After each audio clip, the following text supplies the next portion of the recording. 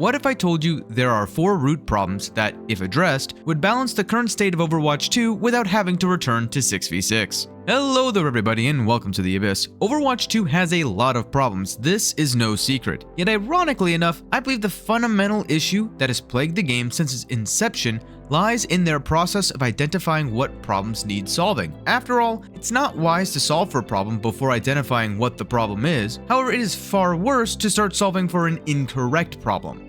What do I mean by an incorrect problem? Well, there are several examples I could point to. However, for the sake of this video, I'm going to focus on what caused my initial frustration. That's right, the problem which pushed me down a rabbit hole so deep I've spent a month researching various perspectives, writing this script, learning how to edit videos, losing sleep, rewriting this script, even getting sick and losing my voice. Yes, I have a problem, I know. But focusing on Overwatch's problems, this was all in order to analyze and respond to the developer's take titled Opening Up the Conversation on 5v5 versus 6v6. Now, before continuing, let me not waste your time. As stated earlier, I've conducted a decent amount of research on what has basically become an exposition and thesis on the state of the game, attempting to condense and articulate all of the problems within Overwatch and boiling them down into a short video that can be reviewed by developers and content creators alike for constructive feedback has proven quite difficult. What an understatement. While I think I've missed the perfect timing for this video, the reason I feel making it is still necessary is because I believe there are a few overlooked problems that, if addressed, could bridge the gap between the people on both sides of the 5v5 versus 6v6 discussion. For the sake of your time and my sanity, the rationale behind my conclusions, detailed analysis for why the problems are problems, and in-depth specifics on how to solve the problems, including numbers for each change, will be explained in future videos. Cop-out statement, I know, but for this video, I really want to focus on giving an overview both on the overlooked problems and what I believe would be an adequate solution before the content becomes too outdated. With all of this said, what are the problems Overwatch 2 suffers from? To find this out, I've conducted a 5-wise approach by admittedly piggyback writing off of several polls run by different content creators and their communities. Additionally, I've watched days worth of rants and discussions from and between high and low tier players alike, watching countless here's the problem and here's the solution type of videos. Finally, and most importantly in my opinion, I've just been continuously playing the game, something I've been doing since Season 2 of Overwatch 1. From this, I think I've come up with 4 root problems that cause most of the disagreements between members of the community and skew theirs and the developers' perspectives when proposing changes for the game. Maybe some of these points are made out of my ignorance, but that is even more reason for me to make this video. I've tried to mitigate my perspective from influencing this analysis as much as possible, but let me be clear, no matter what I do, there will be some bias that will show through. Factors such as the types of people who'd be most likely to answer those polls mentioned before, the types of players I've watched make their rants, and my own playstyle and grievances will inevitably impact my results. My genuine wish though, while making this video, is to simply voice my opinions on this topic and learn where the fault in my logic lies. Keeping these thoughts in mind, what are these 4 root problems? From what I can see, Overwatch's problems stem from the following: its lack of philosophy on the identities for each of the roles and hero designs, no common set of terminology or interactions between the heroes and the environments, balancing and designing based off of incorrect or incomplete data, and probably the most ignored but core root problem, the number of heroes in each role. While there are reasons why some aspects of these problems need to exist in order to maintain the identity of Overwatch, there are other aspects that can be addressed. So, how do we deal with these root problems without causing new ones or losing what makes Overwatch so great? Great question. Well, aside from that being an impossible task, I'm not that egotistical. I believe most problems stated by the community can be resolved. Yes, I would even go so far as to say there are ways of balancing heroes such as Roadhog, Lifeweaver, Sombra, Maga, Widowmaker, Hanzo, Illari, and Kiriko. Please note though that, in my opinion and at this point of the game balance, the solution has to be wide-sweeping and complex or intricate. Yes, the phrasing here does sound strange, I know. The reason I'm stating this is due to the insane number of indirect changes that will occur when changing any individual aspect of the game. While indirect changes are inevitable, the degree to which they affect other aspects of the game is in part due to the number of unique interactions they have, hence why this became one of the root problems stated above. Properly defining these interactions will not only ease the experience for new players, but will also improve the process for designing new heroes. I state this as justification for why my solution will need to be broken up into 2 parts. Part 1 will attempt to fully define the philosophies for each of the roles and how the abilities and map/game modes should be generically designed.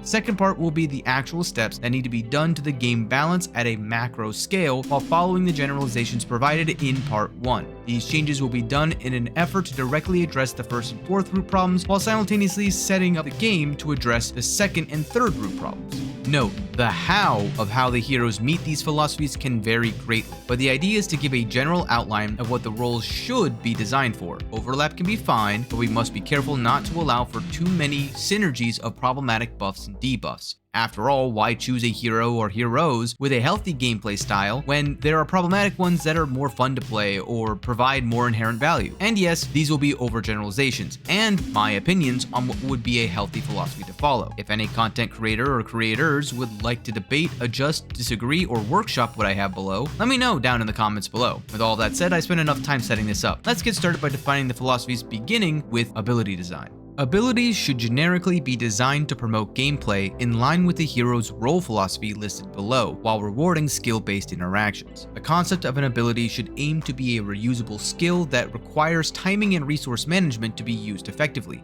moving away from strong abilities on long cooldowns. Abilities should be controlled by the player, meaning the game should aim to reduce the amount of auto-aim, autonomous, and/or AoE damaging/healing abilities available. Reasoning here is to promote gameplay that feels fairer to play against while maintaining how fun abilities are to use. This is done by increasing the reward for landing skill-based abilities through buffing allies or oneself and debuffing or displacing enemies. Abilities should be more dynamic than static, as static abilities cause stagnation in gameplay which feels worse in a PvP FPS format inherently. This can be seen by how Torb, Symmetra, Orisa, Bastion, and even Sombra have had their kits constantly be reworked, moving their abilities in a more dynamic direction. With the abilities oversimplified, let's begin the role philosophies with the most challenging role, tanks. Tanks should have a medium damage output.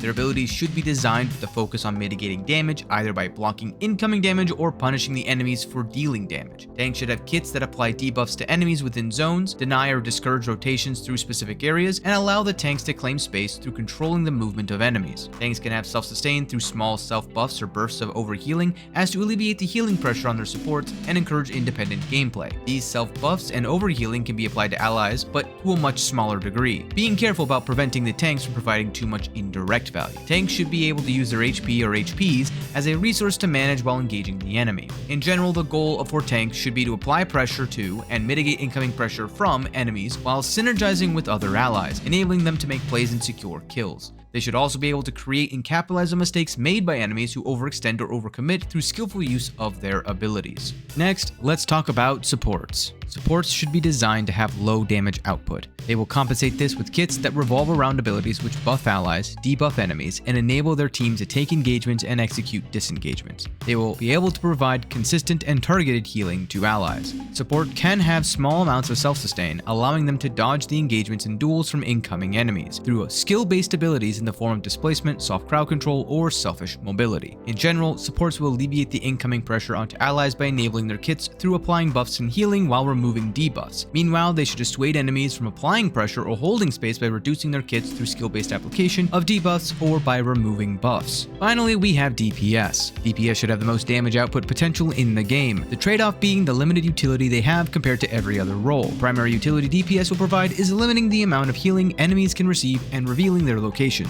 The goal of DPS should be to apply pressure both to objectives and the lives of the enemy heroes. They will do this by engaging in duels that allow the team to gain the numerical advantage and follow up on opportunities generated by the other roles. To end this section, we have a brief philosophy on designing maps and game modes. Maps should have geometry intentionally designed to promote and dissuade certain styles of gameplay. Game modes should have objectives that promote and dissuade different playstyles. Heroes should feel more viable on certain maps and game modes and less viable on others. This is a good enough generalization for this video. I have more to state here, however, I will save those thoughts for another video. I'm primarily stating this philosophy here to emphasize the role maps and objectives have on determining a hero's overall health. Now that we have generalized what we are designing for, let's get a little crazy.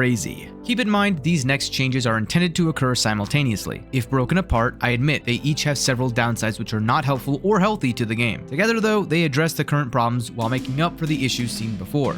With that said, the first overall change I would implement would be to move half of the DPS roster to another role. Following are my suggestions for who should change and what role they should change to. Bastion, Junkrat, Mei, Reaper, and Venture should be moved to the tank role. Soldier 76, Sombra, Symmetra, and Torb should be moved to the support role. The next change I would implement would be to the overall format. Instead of a tank DPS support role lock of 1-2-2, I would change this to a 2-1-2 format, meaning 2 tanks, 1 DPS, and 2 supports. Afterwards, in order to bring supports more in line with the new philosophy, I would adjust the support's passive. Supports will no longer be able to headshot, but in turn will deal more damage to overhealth, barriers, shields, and heroes under the damage reduction buff. Finally, pending playtests of the above changes, the overall damage and healing in the game must be monitored and lowered to counteract potential power creep. More on this change in a future video. Now, before you click off of this video, please keep in mind none of the heroes in the game will remain exactly as they are now. As stated earlier, this change is complicated, as the intention is to solve the problems 5v5 created when it changed from 6v6, while simultaneously addressing the problems never addressed in 6v6. Some of which the new format intended to solve, but didn't. All I'm asking before you make your final judgment against my proposed solution is to please watch my upcoming video on how I would specifically change not only the above 9 former DPS heroes, but also several other problematic heroes in the game. I believe implementing my proposed changes aimed at adjusting heroes to be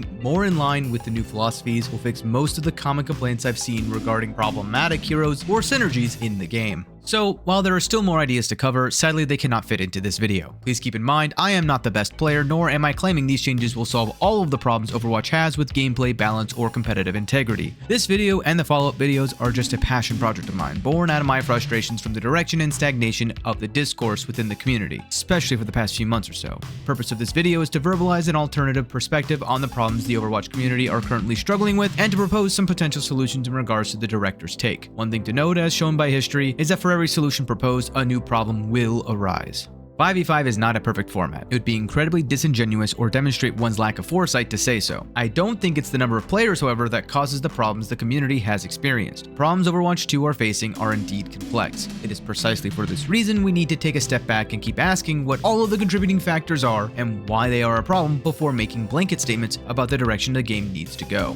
One final note before I wrap this up: if we have truly explored all of the potential options available to us in 5v5, but the community and developers both agree that 6v6 is still necessary to improve the gameplay loop and promote a healthy playstyle, then hey, I'm not gonna complain.